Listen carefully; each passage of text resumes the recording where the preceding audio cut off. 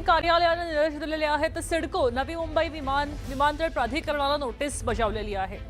नवी मुंबईमध्ये छत्रपती शिवाजी महाराज पुतळा अनावरण कार्यक्रम होता आणि त्यासाठी आता एकनाथ शिंदे आणि उपमुख्यमंत्री सुनेत्रा पवार यांना निमंत्रण का नाही असा प्रश्न विचारला।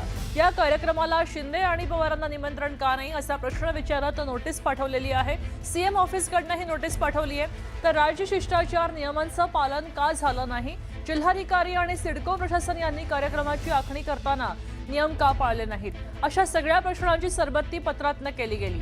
तात्काळ खुलासा सादर करायचे आदेश मुख्यमंत्री कार्यालयानं सिडको आणि नवी मुंबई विमानतळ प्राधिकरणाला पाठवलेत आणि यापुढे जिल्हाधिकारी आणि सिडको प्रशासनानं राजशिष्टाचार नियम काटेकोरपणे पाळावेत असेही निर्देश दिलेले आहेत, अशी माहिती विश्वसनीय सूत्रांनी न्यूज 18 मराठीला दिलेली आहे।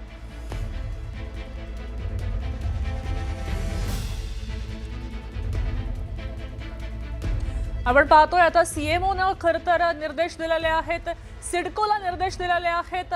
दोन्ही उपमुख्यमंत्र्यांना निमंत्रण का दिलं नाही, अशा प्रकारच्या प्रश्नांची सरबत्ती करत खरं तर राजशिष्टाचार का पाळले नाहीत अशी नोटीस बजावलेली आहे।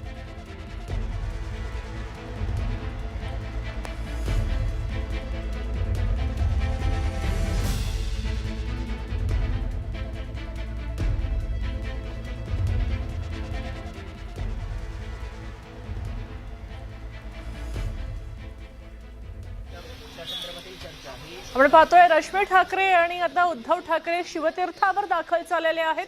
आपण थेट तिथे जातोय, नेमकं येथे काय बैठक होणार आहे, काय कशाबद्दल बोलणं होणार आहे हे पाहणं महत्त्वाचं आहे। मात्र आता रश्मी ठाकरे आणि उद्धव ठाकरे सपत्नीक उद्धव ठाकरे शिवतीर्थावर दाखल झालेले आहेत।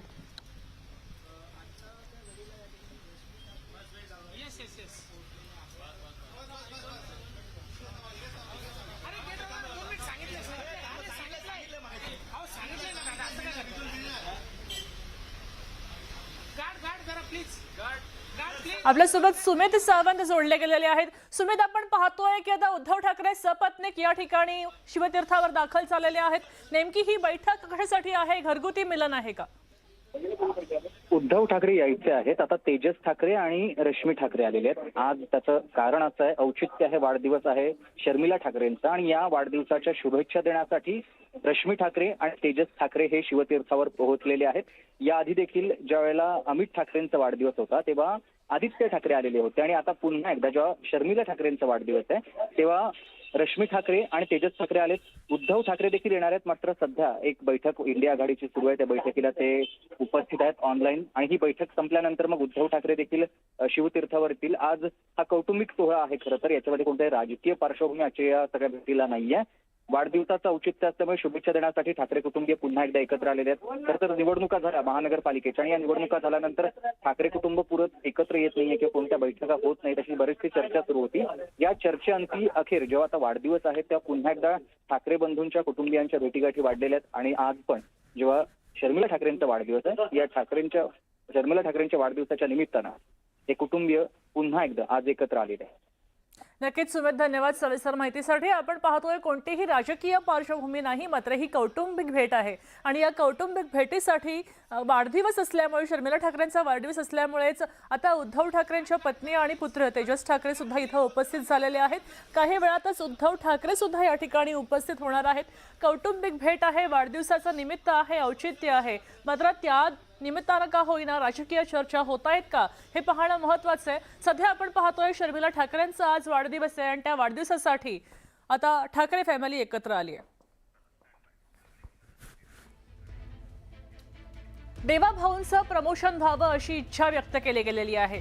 देवाभाऊंचं प्रमोशन व्हावं आणि त्यानंतर एकनाथ शिंदेंनी मुख्यमंत्री व्हावं अशी इच्छा व्यक्त केली आहे शिवसेना नेते बच्चू कडू यांनी। प्रत्येक शिवसैनिकाच्या मनातही हीच भावना आहे। प्रत्येक नेत्याला आपल्याच पक्षाचा मुख्यमंत्री व्हायला हवा असं वाटतं, असंही बच्चू कडूंनी म्हटलंय। तर शेतकरी आत्महत्येवरनं बच्चू कडूंनी देवेंद्र फडणवीसांवर हल्लाबोल केला। शेतकरी आत्महत्या करतात यावर विचार व्हायला पाहिजे। जर शेतकऱ्यांना हमीभाव मिळत नाही, धान्याचे पैसे मिळत नाहीत, याकडे देवेंद्र फडणवीसांनी लक्ष देणं गरजेचं आहे, असंही कडूंनी म्हटलेलं आहे। राष्ट्रवादीचा मुख्यमंत्री झाला पाहिजे का काँग्रेसचा झाला पाहिजे? अरे आमच्या शिवसैनिकांच्या भावना आमच्या नेत्याप्रती अतिशय प्रामाणिक आहे आणि एक सेवाभावी माणूस या महाराष्ट्राला पुन्हा मुख्यमंत्री कसा मिळेल याच्यासाठी आम्ही जीवाचं रान करू. सगळे शिवसैनिक कामाला लागणार, आमदार मंत्री सगळे आम्ही पाहतो धावल्याशिवाय राहणार नाही. आणि ते म्हणणं काही गैर नाही आहे. आम्ही ते उलट म्हणतो का देवाभाऊचं प्रमोशन झालं पाहिजे, ते देशाच्या उच्च पातळी स्तरावर गेले पाहिजे, तिथून महाराष्ट्राचा आवाज बुलंद केला पाहिजे, ह्याही आमच्या अपेक्षा आहे. त्याच्यानं मित्रपक्षाच्या सोबतच आमचाही पक्ष हा शिवसेनेचा सत्तेवर येऊन तो मुख्यमंत्र्याच्या पदावर कसा जाईल ही प्रामाणिक इच्छा आमची आहे आणि ते आम्ही करत राहू. आम्ही देवाभाऊला पाहिलंय विधानसभेमध्ये विदर्भाचा अनुशेष मांडताना बऱ्याच गोष्टी आम्ही त्यांच्याकडून शिकल्या. विदर्भातल्या कशा पद्धतीनं बजेटमध्ये त्यांना कमी दिल्या जातं, बजेट कमी कसं दिलं जातं, सिंचनाचं असेल, ह्या अनेक गोष्टी. जसं बी.टी. देशमुखांच्या सोबतच देवाभाऊचे भाषणं आम्ही ऐकत होतो आणि तेव्हाच आता तोच जर मुख्यमंत्री आमचे देवाभाऊ असताना विदर्भातल्या आत्महत्या का होतं ह्या चिंतनाचा विषय आहे. अर्थात ते कमी ते काम करत नाही, त्यांचं कर्तृत्व कमी असं म्हणायचा विषय नाही आहे. विषय आहे का त्याच्यावर आपण लक्ष दिलं पाहिजे ना, का ह्या आत्महत्या कशा थांबेल, त्याच्यासाठी काय आपण उपाययोजना केल्या पाहिजे. 5 राज्यामध्ये विधानसभा निवडणुकांनंतर आज प्रथमच इंडिया आघाडीची बैठक होतीये. ही बैठक ऑनलाईन स्वरूपात आहे. इंडिया आघाडीची नवी दिल्लीमध्ये बैठक होतीये. आपण पाहतोय कॉन्स्टिट्यूशन क्लबमध्ये ही बैठक सुरू आहे आणि या बैठकीमध्ये 23 राजकीय पक्ष सहभागी झालेत. यात काँग्रेस अध्यक्ष मल्लिकार्जुन खरगे, लोकसभेतले विरोधी पक्षनेते राहुल गांधी, तृणमूल काँग्रेसच्या प्रमुख ममता बॅनर्जी, समाजवादी पक्षाचे प्रमुख अखिलेश यादव, राष्ट्रवादी काँग्रेस पक्षाकडून सुप्रिया सुळे उपस्थित आहेत. तर शिवसेना उद्धव बाळासाहेब ठाकरे गटाचे प्रमुख उद्धव ठाकरे व्हीसीद्वारे या बैठकीला हजर आहेत. पश्चिम बंगाल विधानसभा निवडणुकीमध्ये पराभव झाला आणि त्यानंतर ममता बॅनर्जी आणि अभिषेक बॅनर्जी हे प्रथमच दिल्ली दौऱ्यावर आहेत.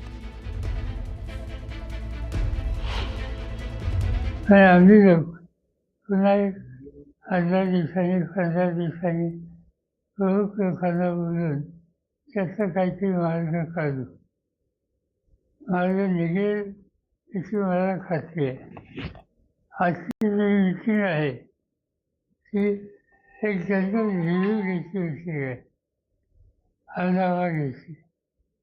या मीटिंगमधून एकदम स्वतःची भूमिका कोणी घेऊ नये असं सूत्र मानलं जाईल.